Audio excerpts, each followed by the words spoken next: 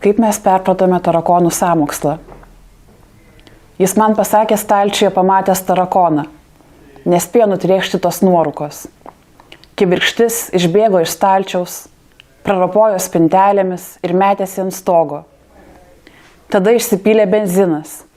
Ant grindų krito šiferio lakštai, kilo degėsių siena. Praeitie žmonės iškėlė kanistrus, lakstė aplink spiegdami. Šitaip jie veržėsi iš užmaršties. Gudrios liepsnos, tirštos dūmų uždangos atskirti, mes pridusę sugrįžom kas savo į vaikystę.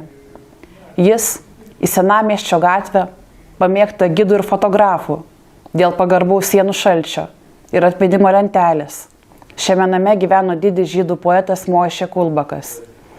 O Suckeveris ėjo ten nusižudyti, bet užlipęs į 3. aukštą, išgirdo varnieną ir persigalvojo.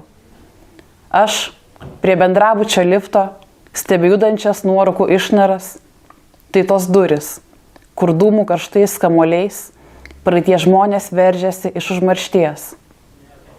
Ant stogo 2 ilgos juodos antenos, tuo tarpu gaudė mūsų balsus ir spinduliavo į ateities miestą.